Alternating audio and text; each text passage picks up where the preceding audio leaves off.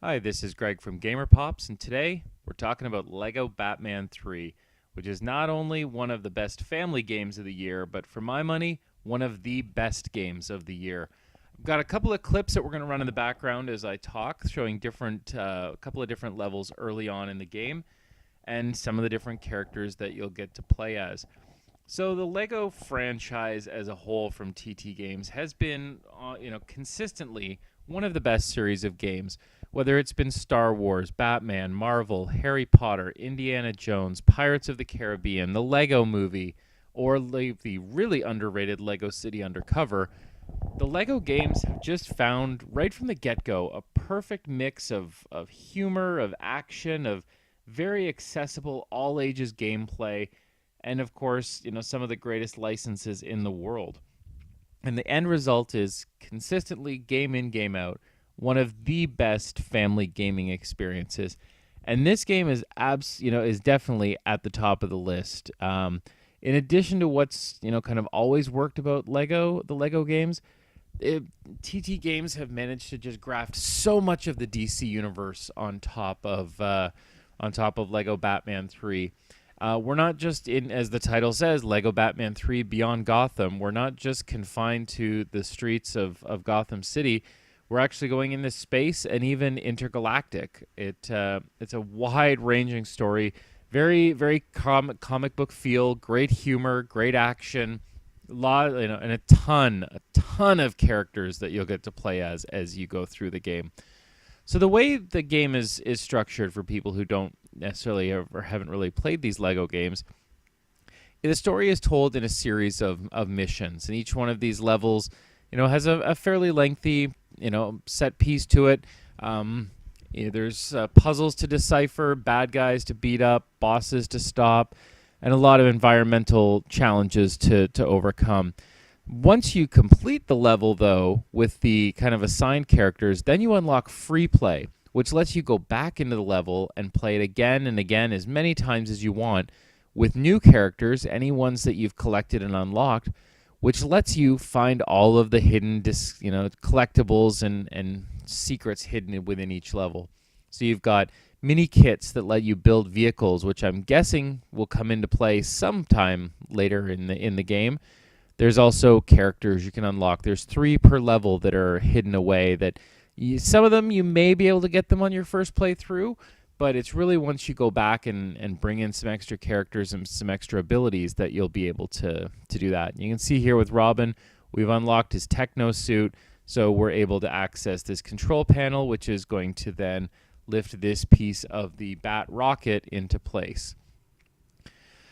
So as I said, replayability is maybe the biggest and best thing about this game. Is there's so much depth to Lego Batman 3 Beyond Gotham that you're not just going to play through it once and drop it. You'll play through it several times. You'll play through it as, one player or two player. It's a great co-op experience too, which is what makes it a great family game. My kids and I, we love playing these games. My son, Grayson, he's learned all of his DC superheroes from Lego Batman. He's learned all his Star Wars characters from the Star Wars games, and ditto for Marvel. He even learned all of his Pirates of the Caribbean characters before he ever saw the movie. And that's really what makes these games so great, is they're accessible. The storytelling is really well done. And that was when they were basing them on movies and existing properties. Here, where they kind of have their free reign to do whatever they want, they're able to craft a story that includes 150 plus characters, including the one we're about to unlock here, or I guess get right here. We'll have to still purchase him once we get back to the overworld, but that is, I believe, John Stewart, the Green Lantern from the Justice League cartoon series. And that's an example, of the depth we've got of characters in the game. You've got your Justice League standards of Wonder Woman, Superman, Batman, The Flash, but you also, it goes a lot deeper into that. You get some more, secondary characters, some really obscure characters, and there's, if you're a DC fan of any level, you're gonna find characters that you love, or even guys you didn't even know existed. That's again part of the charm of this game. So just to kind of update you on where we are, This is a little bit later from that Batcave mission. We're now up on the Watchtower, the Justice League's orbiting satellite, which has been invaded by supervillains. So the Justice League characters have to, retake their base. And all right, looks like we've also got some characters I didn't even know existed, because that was a little sneak peek of Sinestro Corp Batman. A character from one of the miniseries or comic book miniseries that is making an appearance in the game. As the games go on, there's always TT games are always adding new features and new wrinkles. What we just saw there was the Flash using the Master Builder dynamic that was created in the first or in the Lego Movie game. So he was able to use different pieces of the environment to craft together a water cannon so that we can put out the flames and put out Firefly, who's kind of a mini boss in this section of the level.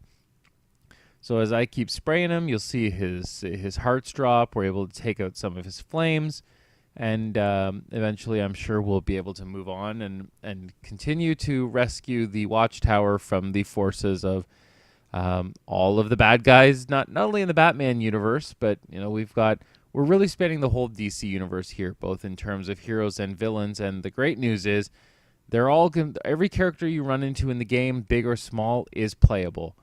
And that's what makes it great. Is no matter who you love in the DC universe, odds are you're going to get to play as them. So here we've defeated Firefly. So let's jump ahead a little bit later in the game. Brainiac, that's Brainiac's ship there. He's the villain of this adventure, and he wants to do what Brainiac always wants to do, which is shrink and protect and put in bottles entire planets, or in this case, when he can't have the planet, he's going to have the cities. So there's been a little bit of a sizing issue, though, as he's attempted to shrink the city of Paris, and now you can see we're kind of giant-sized superheroes running through the heart of downtown Paris. Right now I'm playing as Hal Jordan, the Green Lantern, as he's attempting to use his Green Lantern powers to dig up these, I guess, like cannons or something.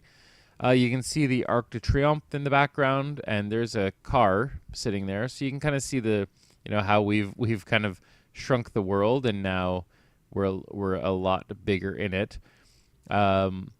This is one of the areas where we're trying to do something to unlock something. I don't know what it's going to be yet.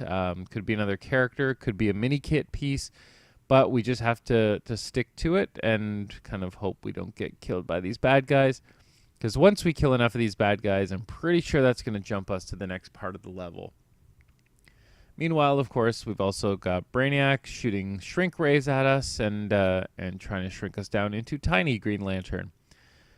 There we go. Like we just have to tilt that up, and there's the fifth one, and yep, it's unlocked another character for us. So we'll grab that token, and then once we get back to the overworld, we'll be able to purchase the character. In this case, the overworld, it isn't Gotham City anymore, or it's now the Justice League Watchtower and the Batcave, which give you different areas to explore, new things to unlock, new characters to discover, and a whole lot more. All in all, I'll just sum this up by saying what I said from the beginning. This is on the short list for my favorite game of 2014. The combination of the accessible action, the storytelling, the humor, the depth of exploration of the DC universe, and just the fun in this game. You can see a little bit of the humor there. Wonder Woman doesn't want to be saved by Superman. And you mix all that in with an epic storyline that just, goes not just from outside of Gotham, but outside of the planet Earth itself. Some neat little wrinkles in gameplay. You've got an experience that just can't be missed. If you're a video game fan, you've got to play Lego Batman 3. It's just one of the best titles of the year.